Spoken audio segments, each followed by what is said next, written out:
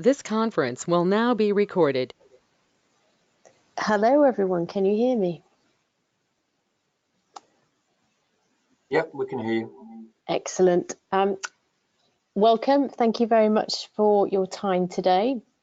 As people arrive, I'm just going to give a quick introduction to this Balance in Pharma webinar series, and then I'll hand over to our expert coach and trainer, Catherine Evans-Joins, to take us through this first webinar, Managing Energy and Effectiveness.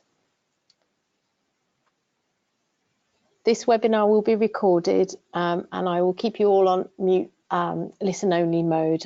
So if you have any questions at any time, please use the chat box to do that. So as many of you know, ISPE launched a Women in Pharma initiative starting in the USA last year.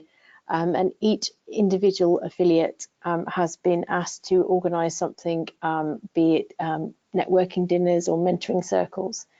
We discussed it between the UK team and we decided that we really wanted a more inclusive approach to improve career skills and enhance networking for everybody, including women and young people, young professionals. We had a look at our membership demographic and less than a quarter of us are female. Perhaps we need to change that. But what's interesting to note that percentage is pretty similar across the engineering and life sciences industry in the UK. Sorry about the phone. The webinar series starts today. We've decided on the topic for this one and for the next one, which will be in January. And in January, we'll contact you again to vote for the other topics you'd like to hear from Catherine about. And if you've got any other ideas, please chip in by emailing us at bip@ispuk.org.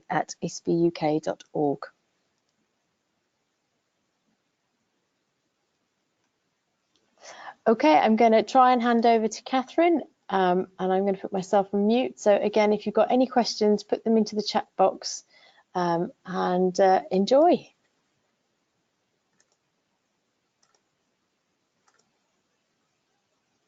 Okay, so Catherine here. I'm delighted to be able to talk to you about managing energy and effectiveness. And while we figure out how to swap it over and I become presenter, we'll do that. Rana, I'm having trouble sharing my screen now. Aha. Okay, so let's get started with this.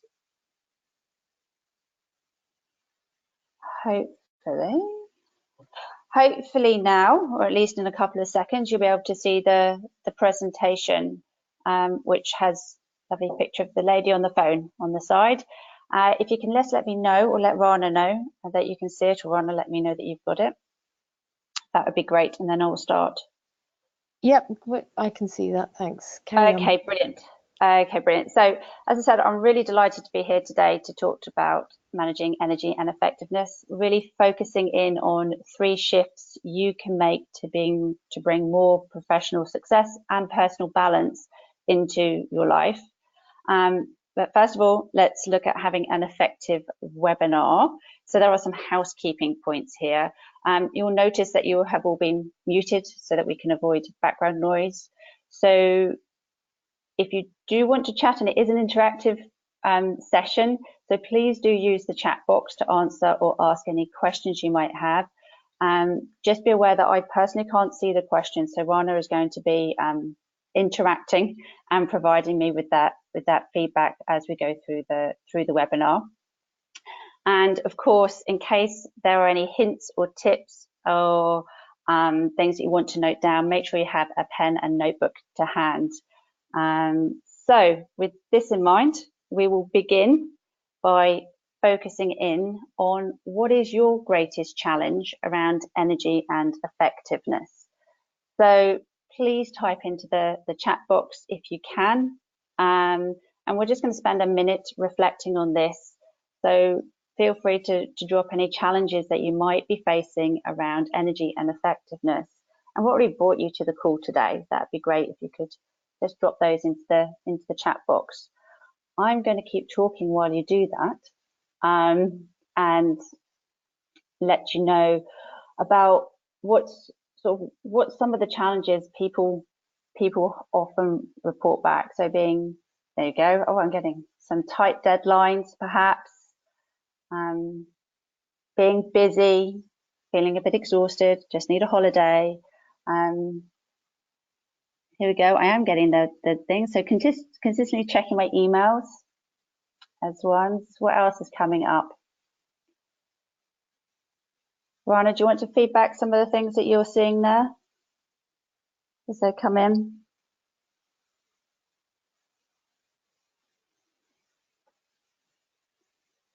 Oh, you're on mute.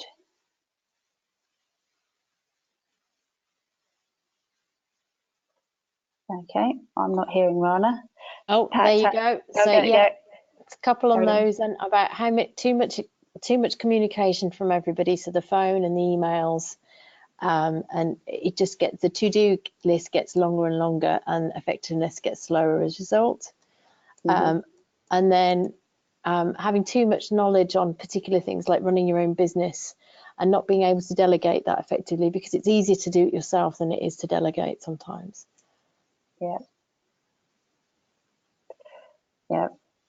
The email inbox being the bane of our lives. Yes. So we've got some challenges there. So as we've seen and heard, you know, most of us and most of my clients as well fall into these challenges things. You know, we're too busy to get the important things done. We react to our email inbox. So we're always being at the effect of others and at the effect of situations. So we're constantly firefighting. There's maybe we have time to do things, but we've got no energy to apply to actually getting the things done because we're tired. And then equally, there's difficulty making decisions. So perhaps we're in a bit of analysis paralysis. We've got too many options and we can't make a decision on how to move forward. And then, of course, as I mentioned, the just need a holiday part. So we're at the effect of others if we're constantly checking our email inbox. If we're not handing things over and delegating effectively, that also has an impact on us as well. And these are some of the things that we will look at in the course of the webinar today. So really, it comes down to the fact that, you know, underlying all of this is that we weren't actually taught how to be effective at school.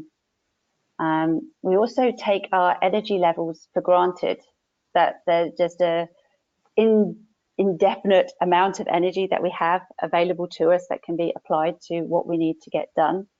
However, as we get older, more obvious it becomes that that isn't actually the case, that we can't really take our energy levels for granted, and that maybe there's another way of doing things, that we have to find another way of doing things so that we can still be as effective as we were when we were 20 something.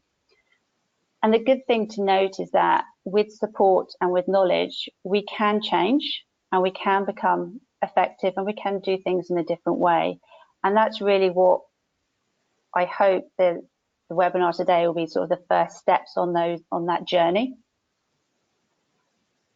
So our journey today really starts with us exploring the single biggest obstacle to effectiveness, as I see it. This is, and I'll caveat everything I'm saying, this is my interpretation, my view on the world, and you might very well have a different view. But for me, I found that these things have worked and have been effective for me and for others. The other thing we'll be looking at is the myth that I can do it all, and how maybe there's a new approach which we can use to help get things done with less effort. We'll be looking at 3 shifts to increased energy and effectiveness and how we can bring those into being. We'll look at the big time management mistake and how we need to identify our needs in order to increase our energy. And alongside that is, once we've identified our needs, we need to master some conversations and communicate things in a different way to better manage our energy levels, because our energy is a resource and we should protect that. So let's begin.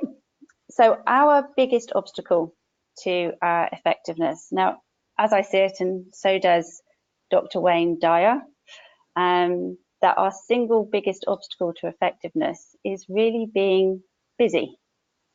And many of us wear a busy badge of honor with pride. And it actually, in our society, there is a certain level of importance or level or associated with being busy.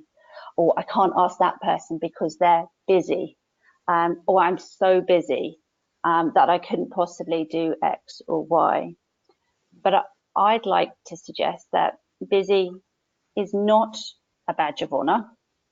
And it actually is causing us to be ineffective because we're trying to fill every moment and we're trying to do lots and lots of things. And it can be incredibly stressful. And for me, it really comes from a belief or the myth that I can do it all, or perhaps I can even do it on my own, that to be successful, I have to do it myself. And this causes us to push and push hard to get things done. We are always on. There's no time to switch off. In fact, our mobile devices and things don't allow us to switch off. So we have to kind of put some boundaries in place there. And actually it comes often to the detriment of our health or our relationships. There's often a cost associated with being busy all the time. Now, I know that for me, the stress of trying to do it all, of trying to be really good at my job, which involved a lot of international travel, whilst trying also to bring up 2 small children, did have a significant health toll. And it's caused me to really reevaluate and make some changes in the way that I do work, how I approach things, and how I bring in support in order to be able to get the things done that need to be done. So that's one of the reasons why I advocate that perhaps a new approach is needed so that we can manage our energy and be effective. And for me, it's about the interplay between energy and time management that was really key. And some of the tools that I'll introduce you to today actually enabled me to save probably about 6 hours in a week overall by stepwise implementing these into my life and into my way of being. So that's sort of the premise behind and the background a little bit to me. So for me, there's 3 shifts that we need to look at in order to increase effectiveness. And the first I've highlighted a little bit already, it's around our approach to things. We also need to be able to look at our priorities and what's important to us as individuals, as well as to what's important to us within the context of our work or our family. And then once we know this, we need to be able to communicate that out and bring in the support that we might need, or delegate tasks out, however that might look. So we're really going to look today at the approach, our priorities, and communication. So as I mentioned, that first shift is around our approach. Now, from my side, I think we really need to look at how we view things, and whether we really want to be productive, and whether that's the best terminology that we use. And it might be very well be just a subtle mindset shift enables you to open up a world of possibilities. So for me, if we look at the word productive and the dictionary definition, which is about being able to generate, create, enhance, or bring forth goods and services, to me, it feels a little like being a robot. And in fact, that's where it originated from, was sort of in the industrial side of things, and how do we produce goods. However, if perhaps we take a little bit of inspiration from nature and look at a different word, and look at being fruitful, which means to produce an abundant growth as of fruit. And maybe just this slight change of language from being productive, which feels very linear, to being fruitful, which feels in and of its nature organic. It means that maybe we can achieve the same end goal, but maybe our approach would be different. So let's just explore that a little bit more.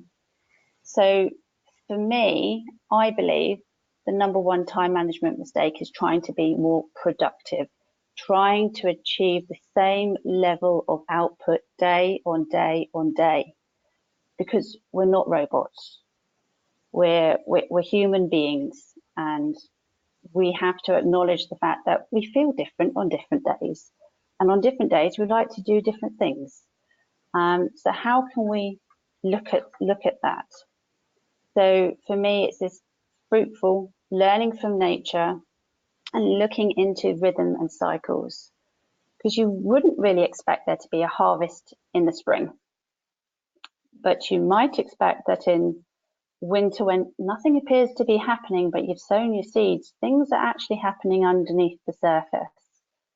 And then as in spring, you've laid the groundwork, you've tended to your plants, you then reap the benefits when it comes to harvest time, and you harvest the fruit.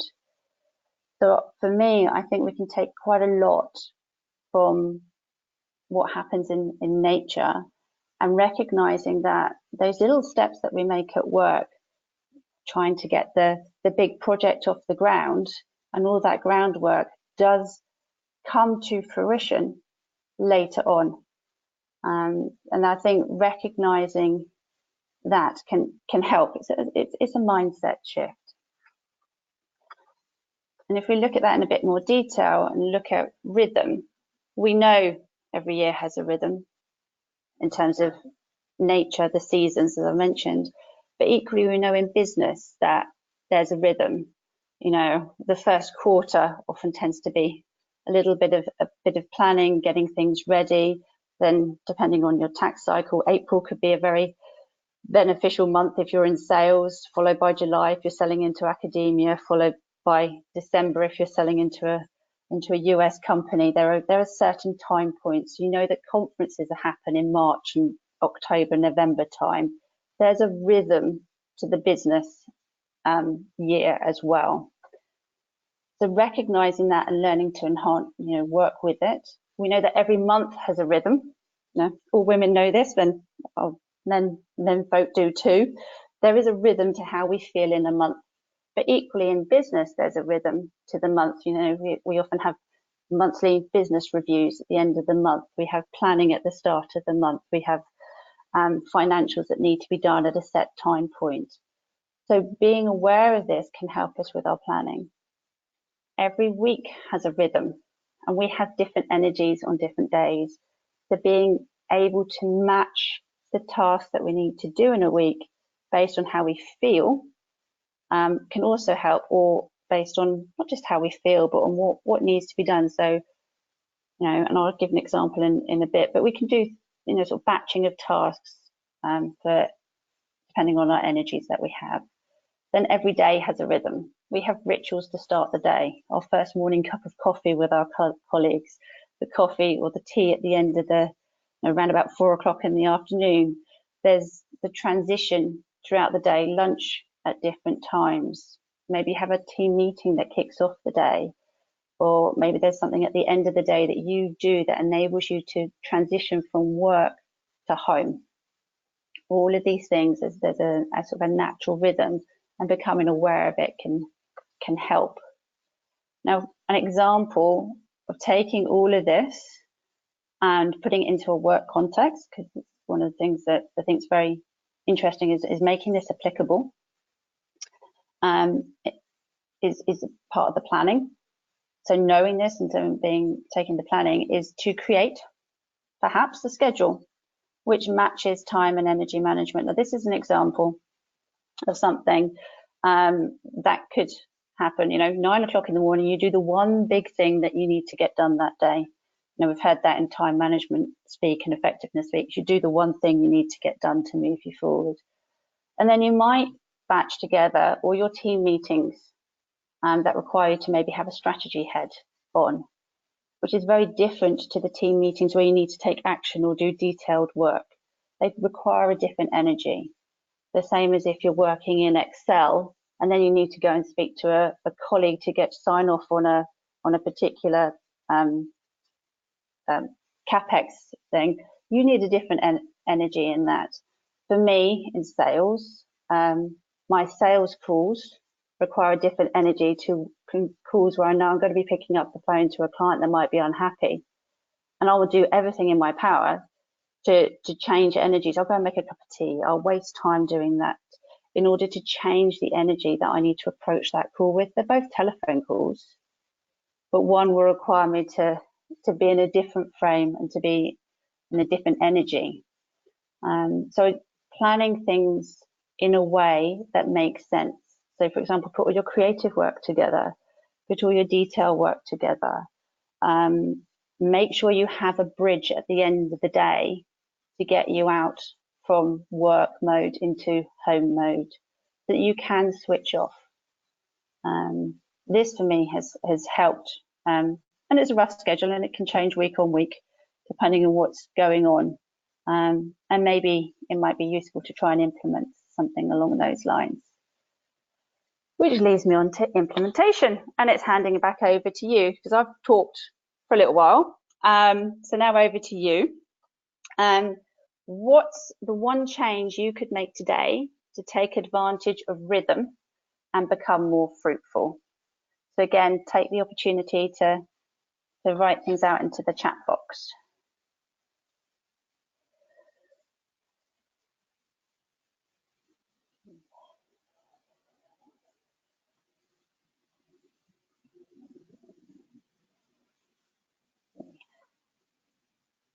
I'm going to share.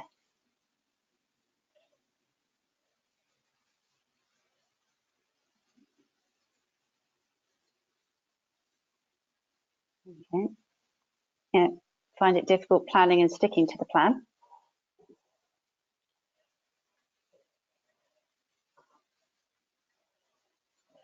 Yeah. Wow.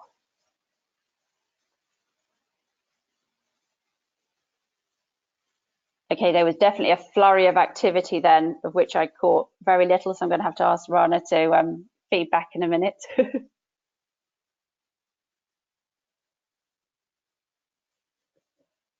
Hi, Catherine. Yeah, that one triggered quite a lot. Yeah, it's good to plan, but it's following the plan's quite difficult.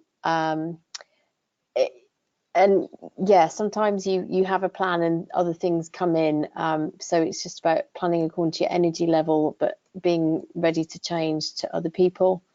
Alter the times at which you take your breaks. So maybe a 15-minute break before you need to do a long call rather than a set time. And splitting your to-do list into groups and then allocate the time. So actually when structuring your to-do list in a way to cycle into the times. Someone who says, on my heart, not getting sidetracked and dragged into other issues. And from me particularly, you talked about bridging rituals, and I know that's something we've worked on together. Yeah. It's just, when do you know when the day has stopped? So at the moment, I resort to a glass of wine quite often in the evening when I get home. And it's actually starting the day I can do quite well, but it's how do you end the day? Yeah. Okay. So all things to look at. So what I heard there was people taking various things of what they could implement. You know, sort of planning in advance, setting up your schedule and your to-do list, and batching things together, being flexible over break times, and knowing, you know, if you've got a big meeting, take your break beforehand. And then also what I heard was some of the difficulties, you know, sort of difficulty with planning and then sticking to the plan. Or in your case, Ryan, as you said, you know, how do I actually know when the day's finished and I can actually switch off? And that side of things. So and it's interesting because one of the things I hear quite a lot is, yeah, I get that.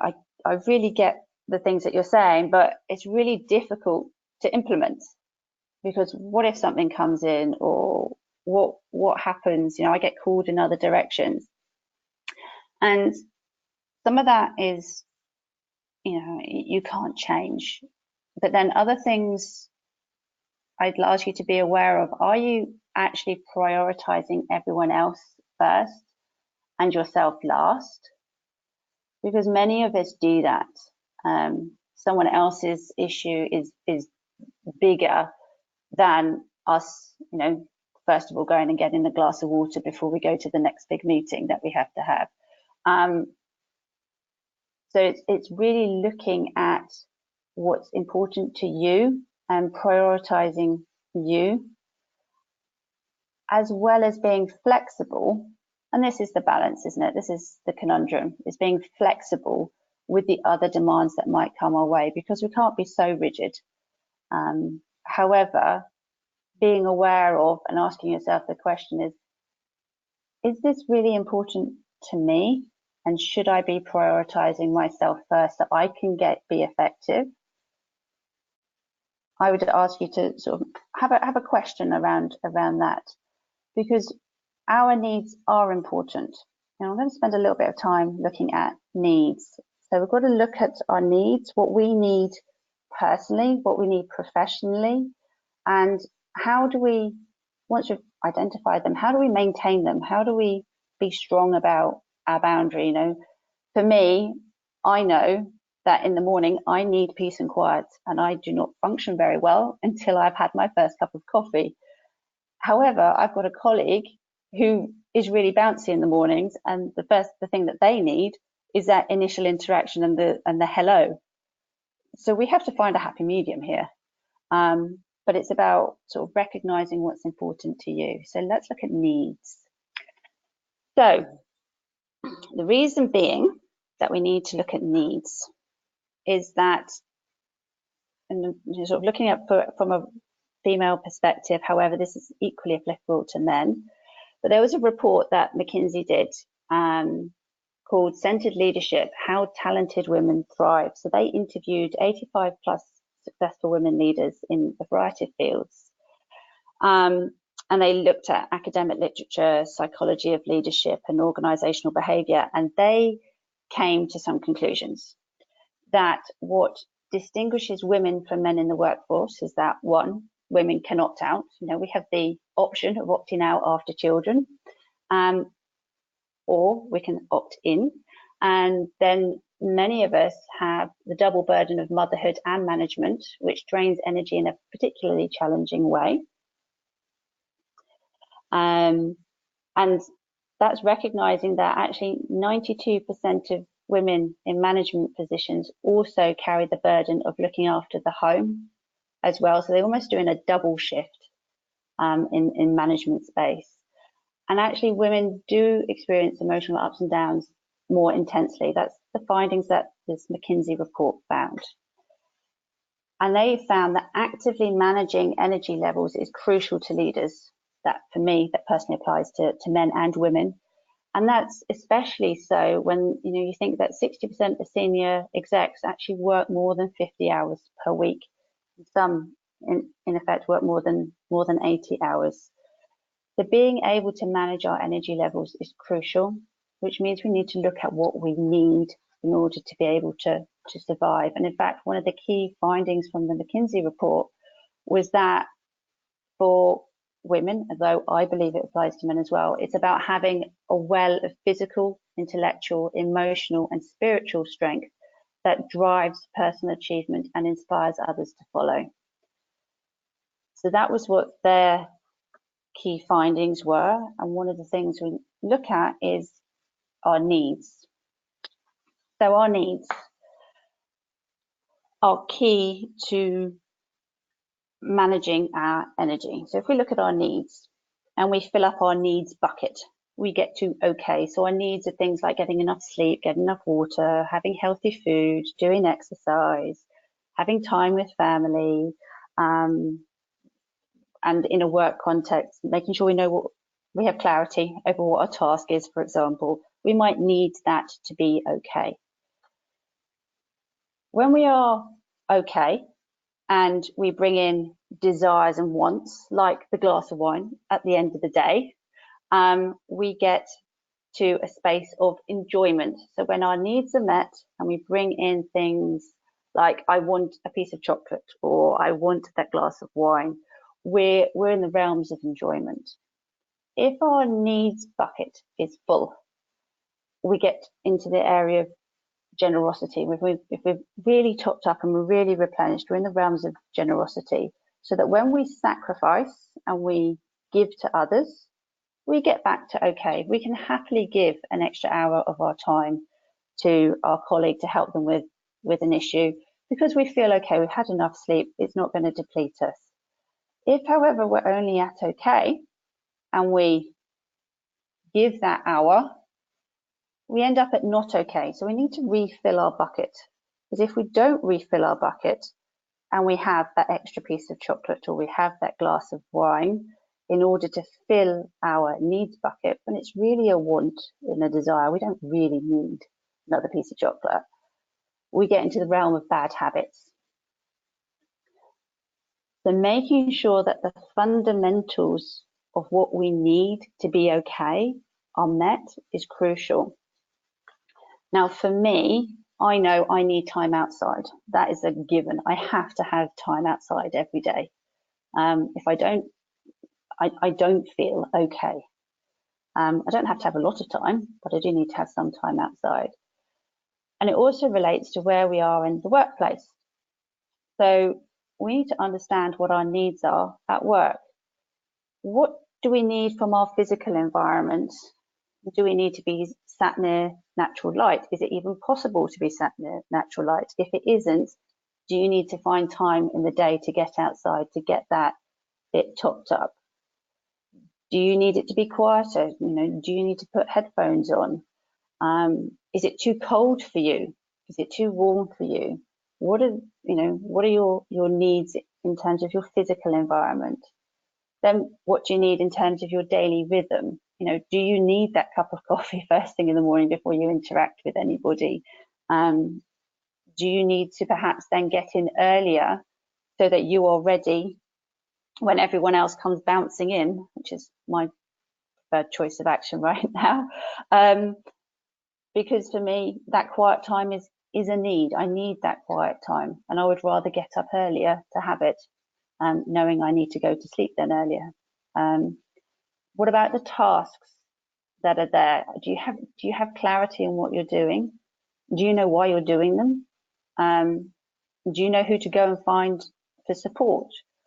What do you need in order to be able to do your tasks? What about priorities? Do you know what are the clear priorities from your manager for your team, for your product? Where can you find that information? As I said, what support might you need? And then what about communication? Email's the bane of my life. The inbox is a problem. What would you prefer instead? Have you said to people, I'd rather you picked up the phone? Is the phone an issue? What about video conferencing? What's there in terms of communication, not in terms of just the media, but what about communication styles? I really appreciate it when people are direct, but other people prefer a different approach? What is it that you need in order to be effective? So again, I've been talking a little while, so we're going to go back over to you and a bit of implementation. So what behavior are you currently tolerating which you know is depleting your energy? And we'll take a little bit of time on this one here to find out, you know, what's there for you around that needs conversation, and what you know you're tolerating which is actually depleting your energy, and how would you see things differently? Let's just see where we are with that.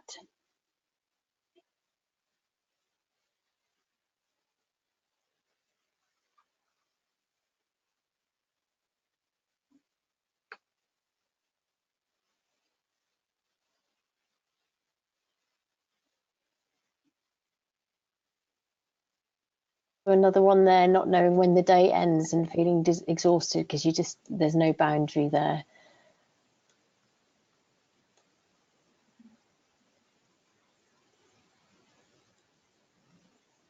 Energy, so roughness and aggressiveness, finding your way around those particularly drains a lot of females that I know as well. Yeah. And sometimes not even knowing what the behaviour is, it's difficult to identify. But you feel drained at the end of that day.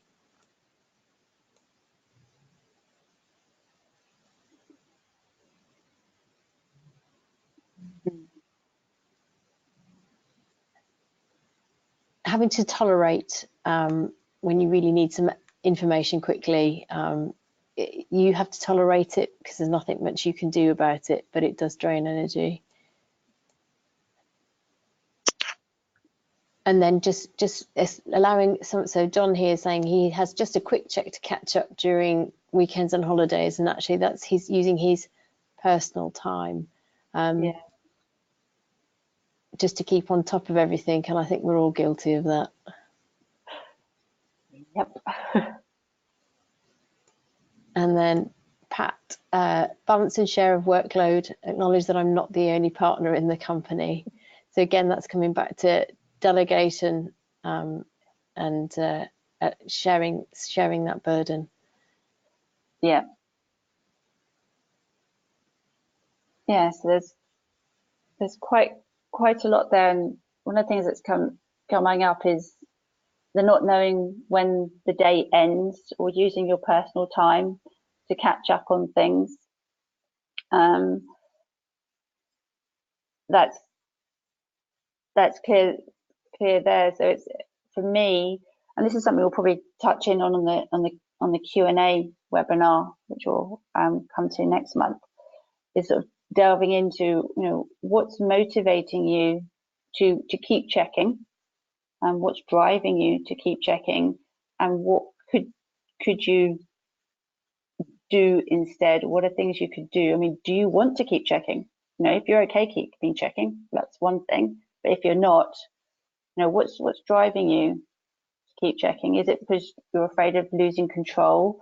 Is it because you're afraid that it won't get done because you can't trust someone else? You know, those sorts of things. You know, so not knowing when your day ends, that's for you to decide as well. So what's stopping you making that decision of when your day ends, when you down tools? Again, what's driving you to not make that decision that it's the end of the day so you can switch off? These are open questions and they take a little time to explore, but knowing that you can make a choice on that. So yes, switching off, not being able to switch off seems to be a big one. I am a big fan of unplugging from the digital world, and for me, I've now set up my Samsung phone actually goes grey between certain time points in the evening, which makes it really hard to read anything anymore. I also stop emails coming through from 6:30 in the evening, unless I actively go and check them, but then that's my choice to do that. But I stop the ping of an email coming in. And so there are technological things you can do to help yourself switch off. Physically switching the phone off also helps. But it's looking at what is compelling you to go and check it, what's compelling you to be on, a particular system. And there'll be times when you know that you need to, because you know there's a project that needs to be finished. And there are times when maybe you could hang back and not do it. What else did I hear? About balancing and sharing workloads and delegating. It's that. So that's something that we'll come on to actually in the next part. So we'll have a look at that. How to navigate around the roughness and the aggressiveness in the workplace. That, I believe, might be one of the topics of another potential webinar. But yes, acknowledging that can be depleting. So what can you do to replenish and recharge your batteries? What is something nice that you can do when you've been in that environment and it's very, very depleting? What's something nice that you could do to just, give yourself a little bit of a spark back?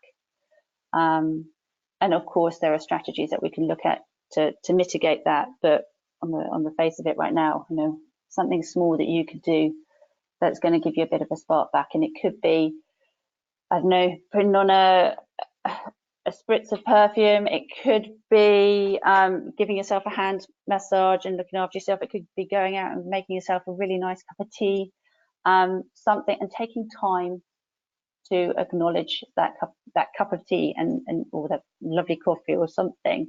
But give yourself a little bit of a gift when you have been in an environment which is depleting. What else was there, Rana, that I haven't touched on? So there's a few more things that, again, in reflection to your statements, and one thing that's coming back is it's anxiety that you miss something, and that's what keeps you checking. And again, it's all centered around the not switching off or not feeling that you can switch off. Okay, so I feel that might be something that we explore in more depth in the Q&A, because I've got a little bit more to cover here now. However, reflecting back that actually, is, and acknowledging the fact that anxiety that you might miss out on something is stopping you from switching off is the first stage, that awareness. And then we can dig a little bit deeper into what's causing that anxiety, and then strategies. Well, now we know that, what can we do to mitigate that, and bring that into balance a little bit more. Okay, so, and actually this does lead us on very nicely into the part. So taking care of our needs really does mean that we have to be comfortable with saying no, and even saying no to ourselves, like, no, I am not going to check and do that. So being strict with ourselves and setting and maintaining boundaries. So one of the things is, whilst we might know what we need, key is really to being able to communicate that out, and we also have perhaps some strong words with ourselves as well. So shift 3 is around communication, and really the 3 types of conversation that you need to master in order to improve your effectiveness. So one is around delegating. Another one is saying no. And the third is sort of boundary setting and maintenance. Now, I'm going to look at the last one today. However, I'm hearing that delegating is also a pretty key, a key skill. Not just having the delegation conversation, but feeling comfortable with knowing that who you are delegating something to will get the job done to a standard that you want it to be done to, and will report back. And for me, it's that reporting back. So saying, not just delegating and forgetting about it, but delegating and getting the feedback loop to yourself, because then you've got that I guess you're in command. You're not in control. You're in command of what's going on, and you're all aware of what is happening. So that delegating conversation is actually something that we would probably cover in effective communication and influencing techniques. So one of the other webinars would look more at the structure of how we delegate.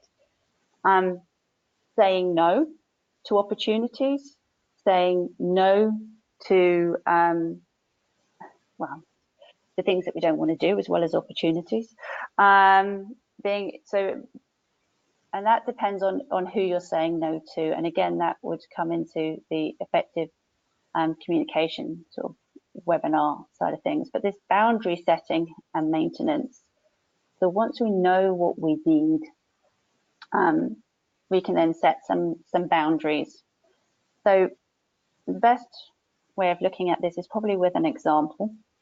So, for example, you are particularly skilled at Excel, and you have a colleague that has struggled with Excel, and she has to do a weekly report. And she has taken to always asking you to help her with generating this weekly report from Excel and getting out the figures that are needed. However, that's not part of your job, and you've realised that actually that time that you spent helping her means that you're not able to get something done that you need to get done. So you might need to have a little conversation. Now, the way to have the conversation is sort of acknowledging your responsibility and your role in this. So, and the past situation. I'm going to do a little role play in a minute.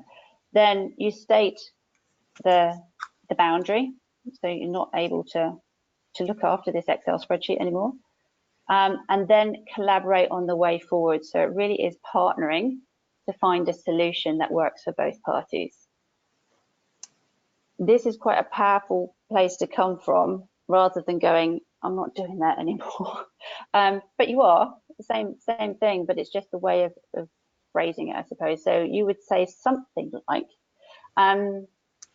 Sally, in the past, I've helped you with this Excel spreadsheet at the end of the week. I am no longer able to do that for you. My intention is not to suddenly withdraw support and to stop doing it, but let's work out how you can get the support that you need in order to be able to master Excel, but which also allows me to have the time for me to get on and do the report for Peter that I need to get done in that time slot. It's very simple conversation set around a sort of a framework here. And this framework can be used in all sorts of situations. But it's about, I say, owning your role in it, because you've allowed that person to step over a boundary. And often we don't know we've got a boundary until it gets stepped over. But you're reclaiming back some space for you so that you can get on and do what you need to do.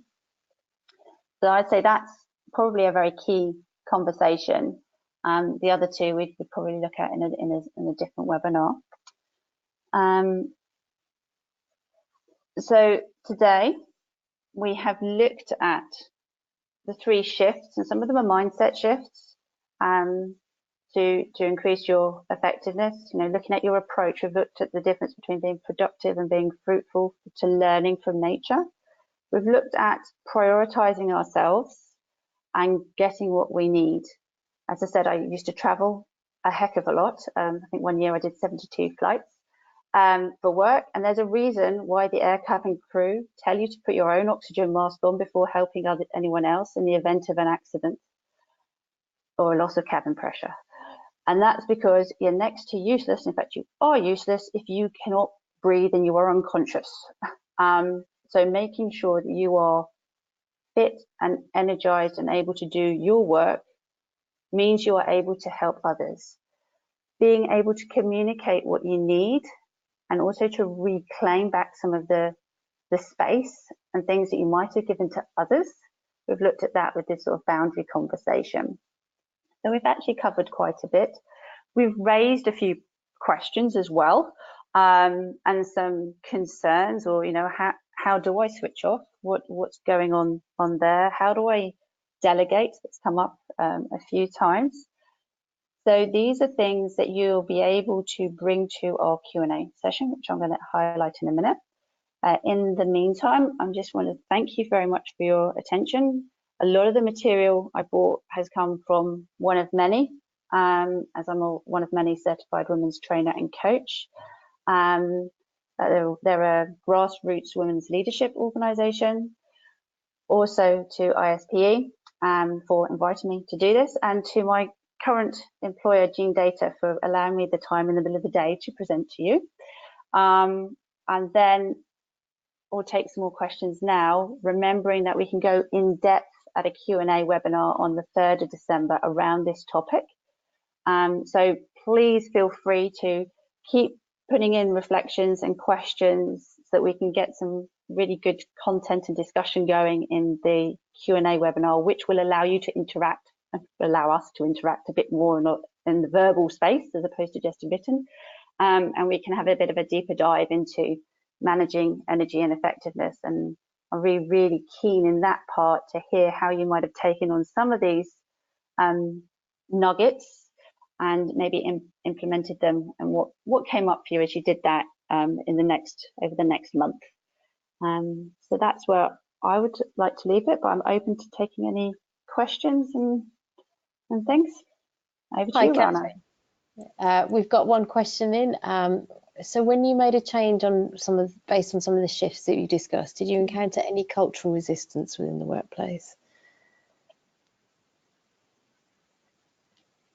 Cultural resistance, I'm not sure. Resistance, yes.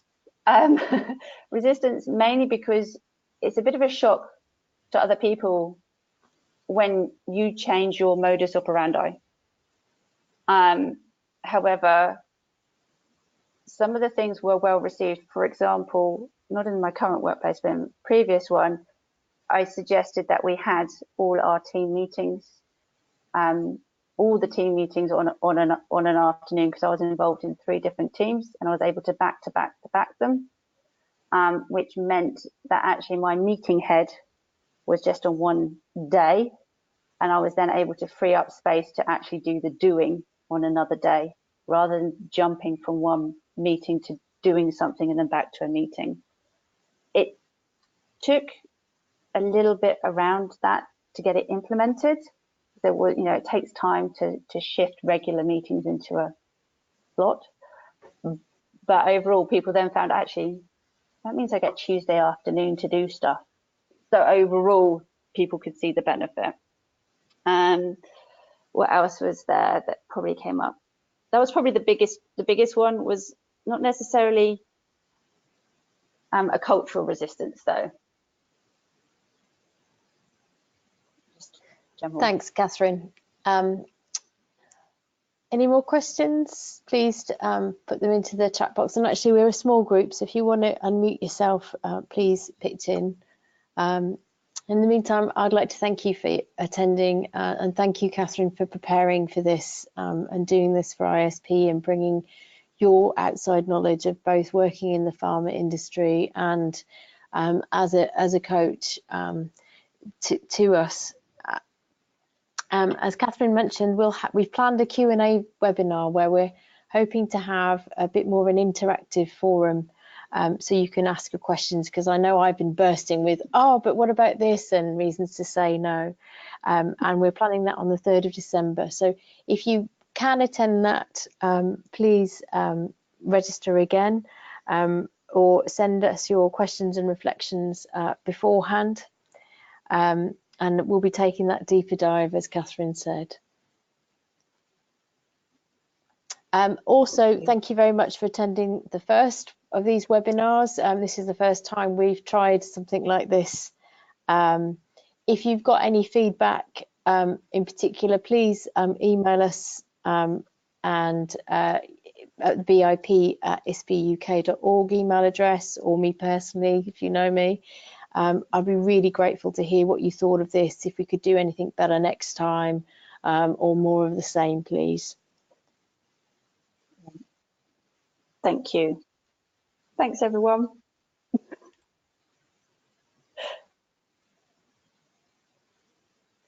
Okay, I think we'll be able to wrap up. We've had thanks from everybody. Thanks, Catherine. You're Speak very to you welcome. soon. See you later. Bye.